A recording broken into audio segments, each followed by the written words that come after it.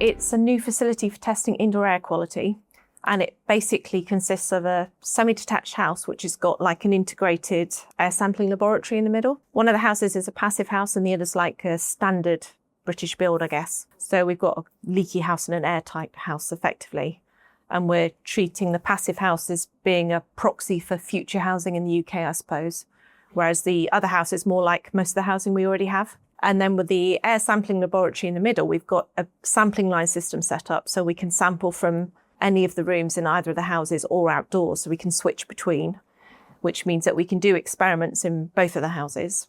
And the only difference is ventilation, so we can understand the impact of energy efficiency measures on indoor air quality. If you're looking at it from the outside, it looks very much like normal houses, with perhaps a garage in between them, just a one-storey building in between. So they're both 3-bedroom houses, so fairly typical of what a lot of the UK population live in.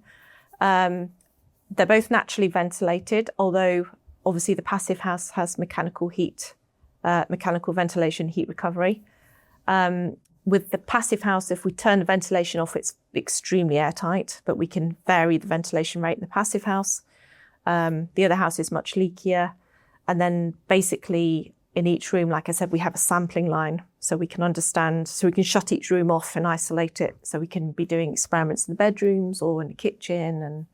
And so they're pretty much like standard houses.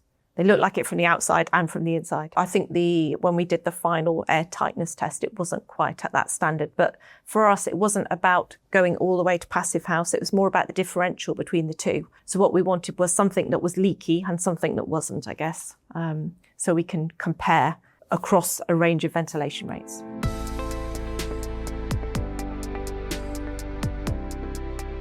We are going to measure volatile organic compounds because we know they have lots of sources indoors, starting off from the quite small 2 or 3 carbon atom ones all the way up to maybe 10, 11, 12 carbon atoms. We're going to be measuring particulate matter, which is small bits of solid and liquid that float around in the atmosphere. We're going to be measuring nitrogen oxides, ozone, carbon monoxide, carbon dioxide, formaldehyde, ammonia, and nitrous acid. I think that's most of them. And then also things like temperature, humidity, lighting levels, and ventilation rate, of course, as well. So we can understand the impact of ventilation on all these things.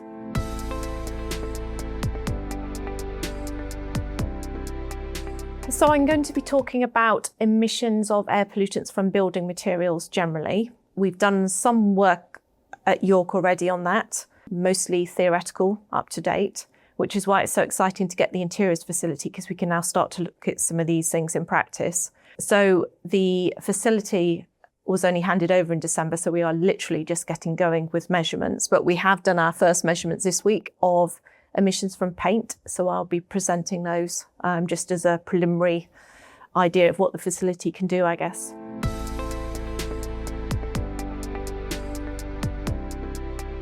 And in fact, we had the facility delivered in an undecorated state, just for that reason. So at the moment we have bare floors, we haven't done all the proper painting, we have no furniture. And the idea was to spend a period just looking at the emissions coming off the plasterboard and off the floors. And then in April, we're going to start to paint. And then we'll have a period where we focus on the emissions coming from the paints.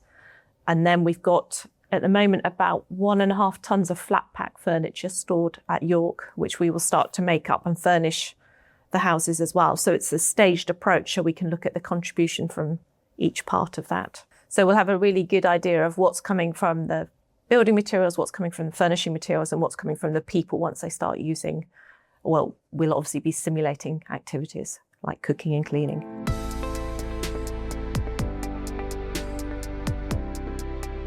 We'll not move people in to live because that gets ethically quite complicated. But we will have people in simulating occupancy. So that might include, cooking and cleaning. We've been doing this at York with, we've got like shipping container that we have set up as a kitchen. So we've been doing these types of experiments for a long time.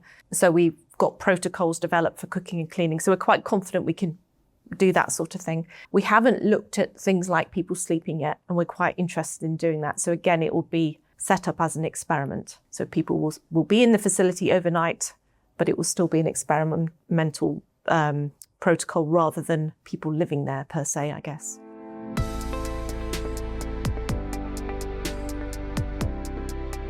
I think particularly as some of the more traditional sources of outdoor air pollution start to be better controlled. So vehicle emissions technology has been amazing over the recent, 10 years or so. So vehicle emissions have really declined.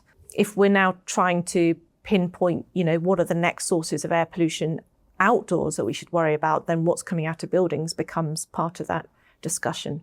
And in fact, we've just got a grant funded by NERC.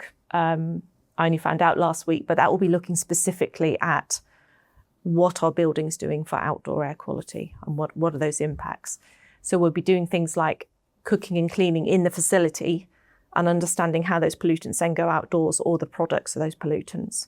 And we'll be driving a van around urban areas as people prepare their evening meals in York. So the idea is that we can try and define the traces from the experiments in the facility. So what VOC should we look for?